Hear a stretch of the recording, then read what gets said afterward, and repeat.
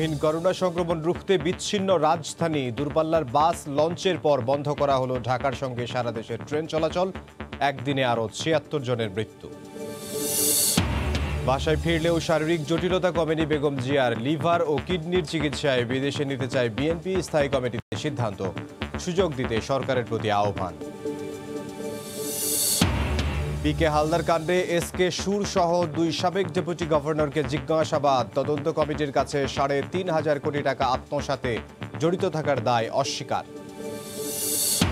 সিলেটের rail line সম্প্রসারণ নিয়ে পাল্টাপাল্টি বক্তব্যের পর ২ মন্ত্রীর দাবি মতবিরোধ নেই, হইচই বেশি হচ্ছে বলে মন্তব্য।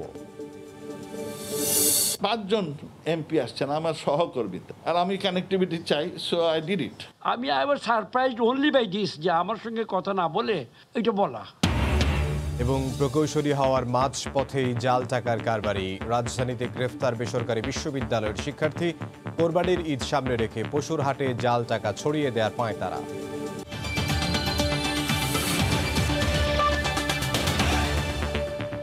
দেখছিলেন শিরোনাম। জনপদের সময় সঙ্গে আছে আমি ইমদাদুল হক। লাগামহীন সংক্রমণ রুখতে বিচ্ছিন্ন করা হয়েছে রাজধানীকে। মোড়ে মোড়ে চেকপোস্ট বসিয়ে চলছে নজরদারি। আশপাশের ৭ জেলায় কঠোর লকডাউন চললেও কোথাও কোথাও সাধারণ মানুষের মধ্যে উদাসীনতা চোখে পড়েছে। এদিকে সারা দেশের সঙ্গে ঢাকার বাস ও লঞ্চ চলাচল বন্ধ করার পর আজ রাত ১২টা থেকে ট্রেন চলাচল বন্ধ ঘোষণা করা হয়েছে। জেলা প্রতিনিধিদের পাঠানো তথ্য ও ছবি নিয়ে রিপোর্ট। সারা দেশ থেকে বিচ্ছিন্ন করা হয়েছে রাজধানীকে। ঢাকায় ঢুকতে দেওয়া হচ্ছে না দূরপাল্লার বাস, বন্ধ লঞ্চ চলাচলও। উদ্দেশ্য ভারতীয় ভ্যারিয়েন্ট মোকাবেলা। ঢাকার পাশের জেলা নারায়ণগঞ্জে মঙ্গলবার ভোর ৬টা থেকেই কঠোর অবস্থানে প্রশাসন। বন্ধ ঢাকামুখী সব যানবাহন। বিধিনিষেধ মেনে শুধু জরুরি সেবাদানকারী ও পণ্যবাহী যান চলাচল করছে। বন্ধ দোকানপাট।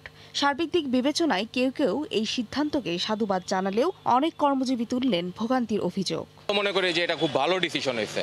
এত দুর্ভোগ, এত অশান্তি মনে হয় কোনোদিনও পাইনি। ঢাকা শহরের প্রতি মন উঠে গেছে। যদিও লকডাউনে থাকা আরেক জেলা গাজীপুরে চোখে পড়ল ভিন্ন চিত্র।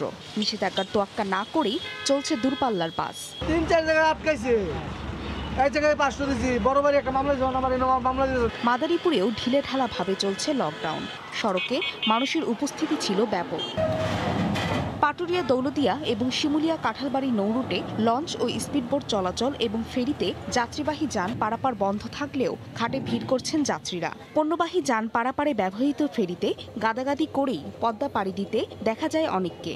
স্বাস্থ্যবিধির কথা তুললেই দিচ্ছেন নানা অজুহাত। যার প্রয়োজন তার যাইতেই হবে, এতে টাকা লাগুক যা লাগুক, এতে তো কিছু করার নাই। এদিকে ঢাকা বরিশাল রুটের লঞ্চ চলাচল বন্ধ ঘোষণা করেছে বিআইডব্লিউটিএ। তবে বরিশাল ভোলা এবং বরিশাল মেহেন্দিগঞ্জ সহ নিকটবর্তী রুটে চলাচল করবে লঞ্চ। আসছিলাম কেবিনের জন্য, এসে দেখি যে লঞ্চ চলবে না। কেবিন বুকিং দেওয়ার জন্য, কিন্তু ওনারা যাবেন না। ঢাকার আশপাশের ৭টি জেলায় আগামী ৩০ জুন মধ্যরাতে শেষ হবে এই কঠোর লকডাউন। ফাহরিয়া ফারজানা, সময় সংবাদ। এদিকে করোনায় দেশে আরও ৭৬ জন মারা গেছেন। গতকালের চেয়ে বেড়েছে শনাক্ত। উত্তর ও দক্ষিণ পশ্চিমাঞ্চলে সবশেষ ২৪ ঘন্টায় মারা গেছেন ৫৭ জন। নমুনা পরীক্ষায় বাগেরহাটে সর্বোচ্চ শনাক্তের হার ৪৯.১%। রোগীর সংখ্যা দ্রুত বাড়তে থাকায় বেসামাল হাসপাতালগুলো। প্রতিনিধিদের পাঠানো তথ্য ছবিতে রিপোর্ট। দেশের রংপুর, রাজশাহী ও খুলনা বিভাগে করোনা রোগী ও মৃতের সংখ্যা হুহু করে বাড়ছে। কয়েকটি এলাকায় বিশেষ লকডাউন চললেও মানছেন না বেশিরভাগ মানুষ। এতে রোগীর বাড়তি চাপে হাসপাতালগুলোতে দেখা দিয়েছে শয্যা সংকট। খুলনা বিভাগে মারা গেছেন ২৭ জন। ২৪ ঘন্টায় খুলনা জেলায় ৬২৯টি নমুনা পরীক্ষায় ২৬৮ জন শনাক্ত হয়েছেন, হার ৪২.৬%। সংক্রমণ রোধে শুরু হয়েছে ৭ দিনের লকডাউন। কিছু কিছু রোগীকে আমরা এক্সট্রা বেডও প্রোভাইড করতে না পারার কারণে তারা ফ্লোরে রেখে তাদের চিকিৎসা প্রদান করতে হচ্ছে। যশোরে মারা গেছেন ১০ জন, তাদের মধ্যে ৬ জন করোনায় ও ৪ জন উপসর্গ নিয়ে। ২৪ ঘন্টায় ৫২৮টি নমুনা পরীক্ষায় ২৫৩ জন শনাক্ত হয়েছেন, হার ৪৮%। ২৪ ঘন্টায় সাতক্ষীরায় করোনা আক্রান্ত হয়ে ১ জন ও উপসর্গ নিয়ে ৮ জন মারা গেছেন। ১৮৮টি নমুনা পরীক্ষায় ৮৬ জন শনাক্ত হয়েছেন করোনায়, হার ৪৬%। ৩৯২ জন করোনা ও উপসর্গ নিয়ে বিভিন্ন হাসপাতাল ও ক্লিনিকে চিকিৎসা নিচ্ছেন। যে সমস্ত রোগী বা সাসপেক্টেড ঠিকানে ভর্তি হচ্ছেন, তাদের যারা কন্ট্যাক্টে আছেন তাদেরও পরীক্ষা করা জরুরি। বাগেরহাটে মারা গেছেন 4 জন, শনাক্তের হার 49.1%। 24 ঘন্টায় 112টি নমুনা পরীক্ষায় শনাক্ত 56 জন। করোনা হটস্পট রাজশাহী বিভাগে মারা গেছেন 14 জন। 24 ঘন্টায় রাজশাহী জেলায় 1669টি নমুনা পরীক্ষায় 326 জন শনাক্ত হয়েছেন, হার 19.53%। এখানে কিছু নাই, কোনো ডাক্তার মানে কিছু নাই। ওনারা করোনা সাসপেক্ট করতেছেন, বেডের জন্য ওয়েট করতেছেন। এছাড়া বগুড়ায় 2 জন, ঠাকুরগাঁও ও কুষ্টিয়ায় 3 জন করে, ঝিনাইদহ, পঞ্চগড় ও কুড়িগ্রামে 1 জন করে মারা গেছেন। আহসানুল করিম, সময় সংবাদ। ঢাকায় 71 ভাগ ও চট্টগ্রামে 55 ভাগ মানুষের দেহে তৈরি হয়েছে করোনার অ্যান্টিবডি। 3000-এর বেশি মানুষের উপর গবেষণা চালিয়ে প্রতিবেদন দিয়েছে আইসিডিডিআরবি। গবেষণায় দেখা গেছে এর মধ্যে বস্তি এলাকায় অ্যান্টিবডি তৈরি হয়েছে 72 ভাগ মানুষের মধ্যে, আর বাইরের জনগোষ্ঠীর 68% মধ্যে এই অ্যান্টিবডি তৈরি হয়েছে। বিশেষজ্ঞরা বলছেন 2 ডোজ ভ্যাকসিন করোনা সংক্রমণ একেবারে রুখে দিতে না পারলেও রোগীর মুমূর্ষু হওয়া ঠেকাচ্ছে অনেকাংশে। দেশে করোনার প্রথম 2টি ঢেউ সামাল দিতে সবচেয়ে বেশি বেগ পেতে হয়েছে ঢাকা আর চট্টগ্রামকে। সংক্রমণের হার বিবেচনায় এই 2 মহানগরী ছিল সবার উপরে। তৃতীয় দফায় এসে সংক্রমণের মাত্রা ছাড়িয়েছে ঢাকার বাইরেও। এ পর্যায়ে এসে জানা গেল ঢাকায় 71 আর চট্টগ্রামে 55% মানুষের দেহে তৈরি হয়েছে করোনার অ্যান্টিবডি। আইসিডিডিআরবির 5 মাসের গবেষণায় নেওয়া হয়েছে 3000-এর বেশি মানুষের নমুনা। নারীদের মধ্যে এই হার 70.06 ভাগ, যা পুরুষদের তুলনায় 66 ভাগ বেশি। তবে যাদের মধ্যে অ্যান্টিবডি পাওয়া গেছে তাদের মাঝে 35.5% মধ্যেই মিলেছে মৃদু উপসর্গের ইতিহাস। We found that the seroprevalence on average was 52%. And also what we found that our study showed that in Dhaka city it was 36%. In non-slum areas, and it was actually 65% in the slum areas. ICDDRB বলছে ডায়াবেটিক্সে আক্রান্তরা করোনার সবচেয়ে বেশি ঝুঁকিতে আছেন, আর 2 dose টিকা গ্রহীতাদের মধ্যে আক্রান্তের সংখ্যা থাকলেও ঝুঁকি অনেক কম। যদি কারোর ডায়াবেটিস থাকে প্লিজ এটার যত্ন নেবেন, ব্যায়াম করবেন, মিষ্টি খাবার খাবেন না, ঔষধ খাবেন ঠিক মতন, মাস্ক এগুলো পরবেন, ভিড় ভাট্টা আপনারা যাবেন না। সেক্ষেত্রে মাস্ক ব্যবহার ও সামাজিক দূরত্ব মেনে চলাই হতে পারে করোনা থেকে বাঁচার অন্যতম উপায়। রাশেদ লিমন, সময় সংবাদ, ঢাকা। অনেক ধনী দেশ করোনা ভ্যাকসিন মজুদ রেখে ভ্যাকসিন সহায়তায় শর্ত জুড়ে দিচ্ছে বলে অভিযোগ করেছেন পররাষ্ট্রমন্ত্রী ডক্টর একে আব্দুল মোমেন। ভ্যাকসিন এখন কূটনৈতিক হাতিয়ার হিসেবে ব্যবহার হচ্ছে বলেও মন্তব্য করেন তিনি। টিকা না পাওয়ায় আবারও হতাশা প্রকাশ করে মন্ত্রী জানান, কোভ্যাক্সের পাশাপাশি দ্বিপাক্ষিকভাবেও মার্কিন যুক্তরাষ্ট্রকে ভ্যাকসিন দেওয়ার জন্য অনুরোধ করেছে বাংলাদেশ। যুক্তরাষ্ট্র, যুক্তরাজ্য সহ বিশ্বের ধনী দেশগুলোর অর্ধেক নাগরিক এখনও করোনা ভ্যাকসিনেটেড। যুক্তরাষ্ট্রের কোনো কোনো রাজ্যে টিকা নিতে লোভনীয় অফারও দেওয়া হচ্ছে, অথচ উল্টো চিত্র বিশ্বের দরিদ্র দেশগুলোর। বিশ্ব স্বাস্থ্য সংস্থা এর মধ্যে সতর্ক করেছে, এশিয়া আফ্রিকায় করোনার ঊর্ধ্বগতি চলছে, অথচ ফুরিয়ে আসছে টিকার মজুদ। যুক্তরাষ্ট্রে অ্যাস্ট্রাজেনেকার টিকা পড়ে আছে 6 কোটি ডোজ। ধনী দেশগুলোর অপ্রয়োজনীয়ভাবে কোভিড-19-এর ভ্যাকসিন মজুদ করে রাখা নিয়ে জাতিসংঘের সর্বোচ্চ পর্যায়ে উদ্বেগ জানিয়ে একে পাবলিক গুড হিসেবে সহজলভ্যের আবেদন করেছে বাংলাদেশ। মার্কিন যুক্তরাষ্ট্র সফর শেষে দেশে ফিরে মঙ্গলবার দুপুরে পররাষ্ট্র মন্ত্রণালয়ে এক ব্রিফিংয়ে পররাষ্ট্রমন্ত্রী ডক্টর একে আব্দুল মোমেন এ তথ্য জানান। অনেকগুলো দেশের এই ভ্যাকসিন এক্সপায়ার হয়ে যাচ্ছে। It is the right of all countries and all individuals to have the vaccine. So আমরা as usual Bangladesh has a very strong voice. কোনো দেশের নাম উল্লেখ না করে এ সময় মন্ত্রী অভিযোগের সুরে বলেন, অনেক দেশই ভ্যাকসিন সহায়তায় শর্ত জুড়ে দিচ্ছে। করোনা ভ্যাকসিন এখন কূটনৈতিকভাবে হাতিয়ার হিসেবে ব্যবহার হচ্ছে। গল্পই শুনতেছি, কিন্তু দেওয়ার নামে তো কেউ আগ্রহ, খালি আশ্বাস। আমি বলি মোলা দেখাচ্ছেন সবাই, আর দেওয়ার আগে আবার জিজ্ঞেস করে অমুক জিনিসে আপনারা আমাকে সাপোর্ট দেবেন কিনা। হ্যাঁ, it has become, it looks like another tool of exploitation. এদিকে মঙ্গলবার হোয়াইট হাউসের পক্ষ থেকে এক বিবৃতিতে বলা হয়, কোভ্যাক্সের আওতায় চলতি মাসের শেষের দিকে বাংলাদেশ সহ 30টির বেশি দেশকে 5.5 কোটি ডোজ টিকা দেবে যুক্তরাষ্ট্র। শাতিলা শারমিন, সময় সংবাদ, ঢাকা। করোনা শিখিয়েছে বিশ্বে একা চলার সুযোগ নেই, এমন মন্তব্য করেছেন প্রধানমন্ত্রী শেখ হাসিনা। বৈশ্বিক সংহতির জন্য এই মহামারীকে লিটমাস টেস্ট হিসেবে দেখার আহ্বানও জানিয়েছেন তিনি। কোভিড-19-এর ভ্যাকসিনকে জনগণের পণ্য হিসেবে ঘোষণা এখন সময়ের দাবি বলে উল্লেখ করেন বাংলাদেশের সরকার। মঙ্গলবার কাতার ইকোনমিক ফোরামের এক ভার্চুয়াল সভায় ভিডিও বার্তার মাধ্যমে একথা বলেন তিনি। The COVID-19 is a litmus test for the global solidarity. We need strong global cooperation to overcome this difficult time. We firmly believe that the COVID-19 vaccines should be declared as global public goods.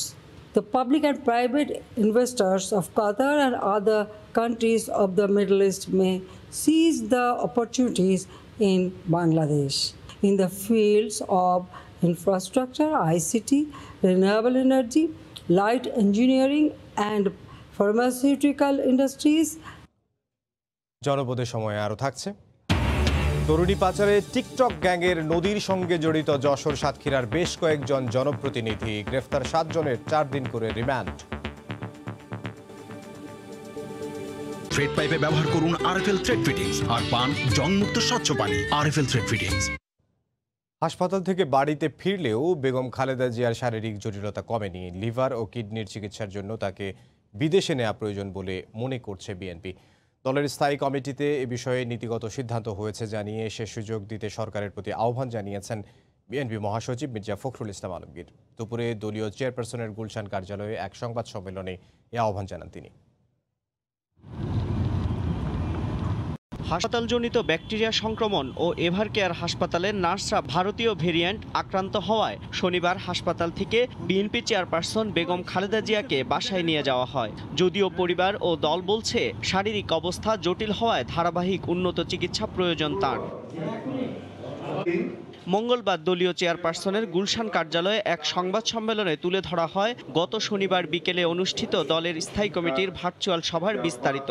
সভায় বেগম জিয়ার বিদেশে চিকিৎসার বিষয়ে দলের নীতিগত সিদ্ধান্ত হয়। BNP মহাসচিব বলেন, বেগম জিয়া লিভার, কিডনি ও হার্টের সমস্যায় ভুগছেন। তার বিদেশে চিকিৎসার সুযোগ করে দিতে সরকারের প্রতি আহ্বান জানান মির্জা ফখরুল। দেশনেত্রী কোভিড পরবর্তী কয়েকটি জটিলতায় ভুগছেন। তার লিভার ও অন্যান্য জটিলতার চিকিৎসা বিদেশে কোনো উন্নত কেন্দ্রে হওয়া প্রয়োজন। বাংলাদেশে যার সুযোগ তুলনামূলকভাবে কম। এ সময় করোনা নিয়ন্ত্রণে সরকার ব্যর্থ দাবি করে এর সমালোচনা করেন মির্জা ফখরুল। প্রতারণা মানুষের সঙ্গে যে আমরা লকডাউন দিচ্ছি, চেষ্টা করছি, এখানে যেন সত্যিকার অর্থে একটা ভায়াবল অপোজিশন না তৈরি হয় সেই কর্মসূচি তারা গ্রহণ করেছেন, সেইভাবেই তারা কাজ করছেন। সুতরাং ওবায়দুল কাদের সাহেবের এই বক্তব্য আবার জাতির সঙ্গে আরেকটি প্রতারণা। সরকার এই জাতীয় পরিচয়পত্র নিয়েও চক্রান্ত একটা ষড়যন্ত্র তারা করতে যাচ্ছে। করোনা টিকা দেশে উৎপাদনের উদ্যোগ নেওয়ারও আহ্বান জানান বিএনপির মহাসচিব। এমআর আমিন, সময় সংবাদ। পিকে হালদার কাণ্ডে অবশেষে জিজ্ঞাসাবাদের মুখোমুখি হলেন আলোচিত এসকে সুর চৌধুরী। তবে নিজের বিরুদ্ধে ওঠা নানা অনিয়মের অভিযোগ অস্বীকার করেছেন তিনি। জিজ্ঞাসাবাদ করা হয় বাংলাদেশ ব্যাংকের আরেক সাবেক ডেপুটি গভর্নর এস.এম. মনিরুজ্জামানকেও। আজ কেন্দ্রীয় ব্যাংকের প্রধান কার্যালয়ে এ সংক্রান্ত কমিটি তাদের জিজ্ঞাসাবাদ করে। প্রশান্ত কুমার হালদার, ব্যাংকপাড়ায় যিনি পরিচিত পিকে হালদার নামে। পিপলস লিজিং সহ বিভিন্ন আর্থিক প্রতিষ্ঠান থেকে হাজার হাজার কোটি টাকা লোপাট করে পলাতক পিকে। তাকে দেশে ফিরিয়ে আনতে ইন্টারপোলের রেড নোটিশও জারি হয়েছে। শুরু থেকে পিকে হালদারের অর্থ আত্মসাতের ঘটনায় নাম এসেছে বাংলাদেশ ব্যাংকের সাবেক ডেপুটি গভর্নর এসকে সুর চৌধুরী ও নির্বাহী পরিচালক শাহ আলমের। এই মামলায় গ্রেপ্তার 2 আসামির জবানবন্দিতেই উঠে আসে প্রতি মাসে পিকের কাছ থেকে টাকা নেয়ার কথা। পিকে কাণ্ডের ঘটনা তদন্তে বাংলাদেশ ব্যাংকের একটি কমিটি কাজ করছে। মঙ্গলবার ব্যাংকের প্রধান কার্যালয়ে তদন্ত কমিটির মুখোমুখি হন এসকে সুর চৌধুরী। জিজ্ঞাসাবাদ করা হয় আরেক ডেপুটি গভর্নর এস.এম. মনিরুজ্জামানকে। জিজ্ঞাসাবাদ শেষে বেরিয়ে গণমাধ্যমকে এড়িয়ে যাওয়ার চেষ্টা করেন এসকে সুর। অস্বীকার করেন তার বিরুদ্ধে ওঠা সব অভিযোগ। মানে যে সব অভিযোগটা করা হচ্ছিল তাকে আপনি অস্বীকার করছেন কিনা? আগামী মাসে বাংলাদেশ ব্যাংকের গভর্নরের কাছে ফ্যাক্ট ফাইন্ডিং কমিটির চূড়ান্ত প্রতিবেদন দাখিল করার কথা রয়েছে। ঘাতক থেকে সুনামগঞ্জ পর্যন্ত নতুন রেল লাইন কোন এলাকার উপর দিয়ে যাবে তা নিয়ে পরিকল্পনা মন্ত্রী এম.এ. মান্নান এবং পররাষ্ট্রমন্ত্রী ডক্টর এ.কে. আব্দুল মোমেনের মতভেদ ডিও লেটার থেকে ছড়িয়েছে সামাজিক যোগাযোগ মাধ্যমেও। সিলেট 6 আসনের স্থানীয় রাজনীতির উত্তাপ এখন সর্বত্র। শেষ পর্যন্ত পরিকল্পনা মন্ত্রীর কাছে দুঃখ প্রকাশ করেছেন পররাষ্ট্রমন্ত্রী। 2 মন্ত্রী তাদের মধ্যে মতবিরোধ নেই বলেও দাবি করেন। 1954 সাল থেকে চলমান রয়েছে সুনামগঞ্জের ছাতক পর্যন্ত রেল লাইন। একে সুনামগঞ্জ সদর পর্যন্ত টেনে নিয়ে রেল নেটওয়ার্কে যুক্ত করতে আসছে নতুন প্রকল্প। কিন্তু প্রকল্পের সমীক্ষা শেষ হবার আগেই গত 6 জুন ছাতক, দোয়ারা বাজার, সুনামগঞ্জ সদর থেকে মোহনগঞ্জ পর্যন্ত রেলপথ বসাতে স্থানীয় আওয়ামী লীগের সংসদ সদস্য জয়া সেনগুপ্ত, মহিবুর রহমান, মোয়াজ্জেম হোসেন, শামীমা আক্তার খানম এবং জাতীয় পার্টি থেকে নির্বাচিত পীর ফজলুর রহমান রেলপথ মন্ত্রী নুরুল ইসলামকে ডিও লেটার পাঠান। 4 দিন পর পররাষ্ট্রমন্ত্রী ডক্টর এ কে আব্দুল মোমেন এই 5 সদস্যের দাবি যৌক্তিক বলে রেলমন্ত্রীকে চিঠি দেন। 14 জুন পররাষ্ট্রমন্ত্রী সামাজিক যোগাযোগ মাধ্যমে এ বিষয়ে স্ট্যাটাস দেন এবং 6 দিন পর পাল্টা জবাবে স্ট্যাটাস দেন পরিকল্পনা মন্ত্রী। শুরুর আগেই সিলেটের ছাতক থেকে সুনামগঞ্জ পর্যন্ত রেল লাইনটি কোন এলাকা দিয়ে যাবে তা নিয়ে দুভাগে বিভক্তি উঠে আসে জনসমক্ষে। সবশেষ মঙ্গলবার জাতীয় অর্থনৈতিক পরিষদের নির্বাহী কমিটি একনেক সভা শেষে এক সংবাদ সম্মেলনে পরিকল্পনা মন্ত্রী এম এ মান্নান দাবি করেন, পররাষ্ট্রমন্ত্রীর সঙ্গে কোনো মতবিরোধ নেই তার।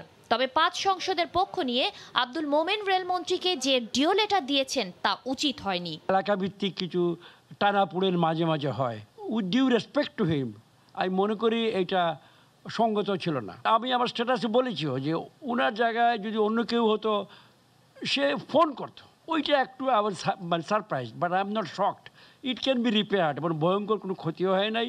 এ বিষয়ে গণমাধ্যম কর্মীদের প্রশ্নের জবাবে পররাষ্ট্রমন্ত্রী পরিকল্পনা মন্ত্রীর কাছে দুঃখ প্রকাশ করেন। ছোট এই ঘটনা নিয়ে হইচই বেশি হচ্ছে বলেও মন্তব্য করেন তিনি। আমি খুব সরল মনে ডিও পাঠাইতেছি। এই ডিওটা হচ্ছে মূল কন্ট্রোভার্সির কারণ। এদের তাদের ইন্টারনাল পলিটিক্স কারণে হুইচ আই ডিডন্ট নো, আমার কাছে কোনো আইডিয়াই ছিল না। হ্যাঁ, I feel sorry about it. পারস্পরিক আলোচনার মাধ্যমে এ ভুল বোঝাবুঝির সমাধানের আশা প্রকাশ করেন পররাষ্ট্রমন্ত্রী। আমি কানেক্টিভিটি চাই। শাতিলা শারমিন, সময় সংবাদ। ইঞ্জিনিয়ারিং পড়ুয়া শিক্ষার্থী বাসায় গড়ে তুলেছেন জাল টাকার কারখানা। জাল টাকা তৈরি করে বিক্রি করতেন চক্রের কাছে, সেই চক্র জাল নোট ছড়িয়ে দিত বাজারে। কোরবানির ঈদ সামনে রেখে গড়ে ওঠা এমন একটি জাল টাকার কারখানার সন্ধান পেয়েছে র্যাব। গ্রেফতার করা হয়েছে একজনকে। প্রিন্টার থেকে বেরিয়ে আসছে 500 থেকে 1000 টাকার নোট। দেখতে হুবহু আসল টাকার মতো হলেও সবই জাল। র্যাবের হাতে গ্রেফতার নাইমুল হাসান তৌফিক, একটি বেসরকারি বিশ্ববিদ্যালয়ে সিভিল ইঞ্জিনিয়ারিংয়ের শিক্ষার্থী। রাজধানীর মেরুলবাড্ডায় নিজ বাসায় গড়ে তুলেছেন জাল টাকার কারখানা। র্যাবের অভিযানে তার কাছ থেকে 50,28,000 টাকার জাল নোট ও টাকা তৈরির সরঞ্জামাদি উদ্ধার করা হয়। ব্রিফিংয়ে র্যাব জানায়, গ্রেফতার তৌফিক জাল টাকা তৈরি করে একটি চক্রের কাছে বিক্রি করত। এজন্য 1 লাখ টাকার জাল টাকার বিনিময় পেত 20 থেকে 30,000 টাকা। এই চক্রটি গত 3-4 বছরে 125টি জাল নোটের চালান বাজারে ছেড়েছে বলেও জানায় র্যাব। ল্যাপটপ, প্রিন্টার সহ তাকে গ্রেফতার করা হয় এবং তার হেফাজত থেকে ওই মুহূর্তে 50,28,000 টাকা মূল্যমানের জাল বাংলাদেশি মুদ্রা উদ্ধার করা হয়। র্যাব বলছে, শিক্ষার্থী তৌফিকের সঙ্গে আরো 2 জন জড়িত।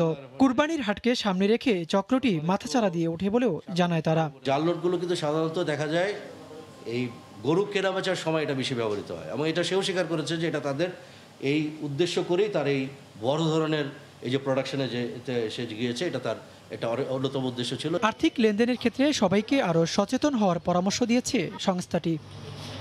ওবায়দুল্লাহ মামুন, সময় সংবাদ, ঢাকা। ডিভোর্সের পর আন্তর্জাতিক নারী পাচার চক্রের সঙ্গে হাত মেলান নদী। মোটা অঙ্কের বেতনে চাকরির টোপ ফেলে তরুণীদের পাচার চক্রদের হাতে তুলে দিতেন তিনি। দেশের সঙ্গে পাল্টাতো তার নামও। ভারত থেকে পালিয়ে আসা 5 তরুণীর মামলায় নাম আসে তার। গ্রেফতারের পর পুলিশ বলছে, পাচারে যশোর ও সাতক্ষীরার বেশ কয়েকজন জনপ্রতিনিধির সম্পৃক্ততা পাওয়া গেছে। এদিকে নদীসহ গ্রেফতার 7 জনের 4 দিন করে রিমান্ড মঞ্জুর করেছেন আদালত। ভারতে এক বাংলাদেশি তরুণীকে নির্যাতনের ভিডিও ভাইরাল হওয়ার পর আন্তর্জাতিক নারী পাচার চক্রের ভয়াবহ তথ্য আসে পুলিশের হাতে। নিপীড়নের শিকার হয়ে ভারত থেকে পালিয়ে আসা 5 তরুণী হাতিরঝিল থানায় মামলা করেন। নদী ওরফে জয়া নামের এক নারীর নাম আসে তাদের দেয়া তথ্যে। তাদের দাবি, নদী তাদেরকে ভারতে পাচার করে দিয়েছিলেন। নারী পাচার সিন্ডিকেটের মোস্ট ওয়ান্টেড এই সদস্যকে গ্রেফতারে অভিযান শুরু করে পুলিশ। সোমবার যশোর ও নড়াইলে অভিযান চালিয়ে গ্রেফতার করা হয় নদীসহ মানব পাচার চক্রের 7 সদস্যকে।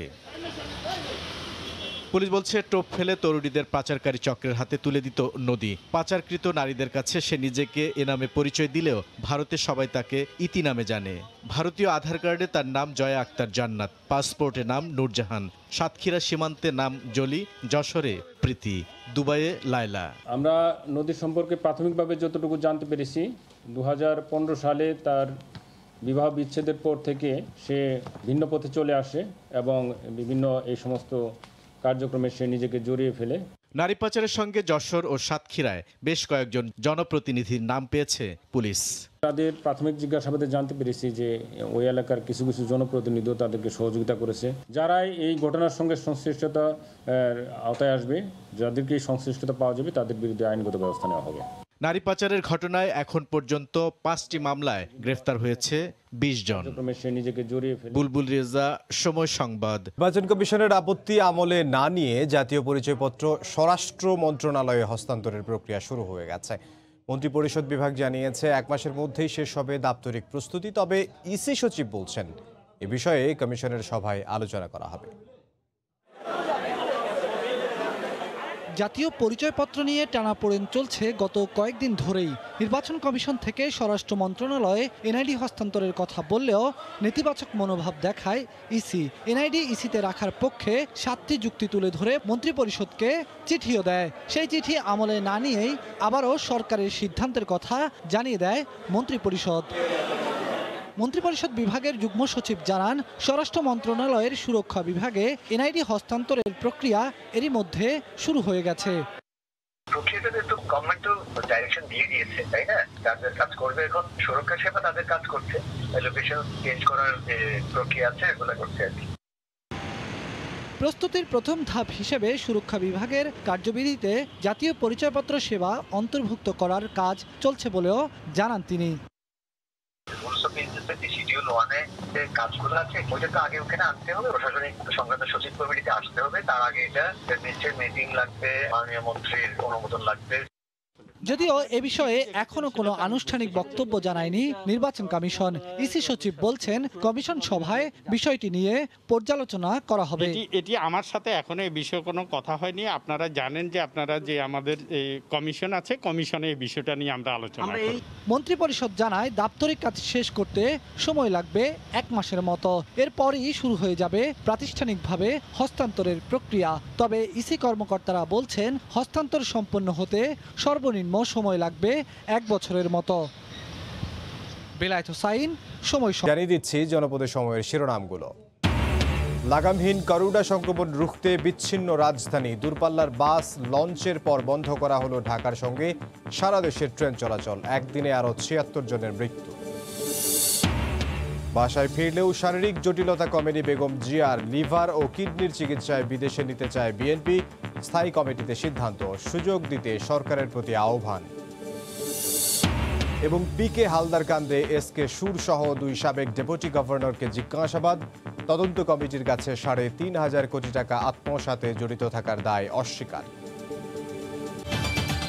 এই ছিল এখনকার মতো, সঙ্গে থাকুন সময়।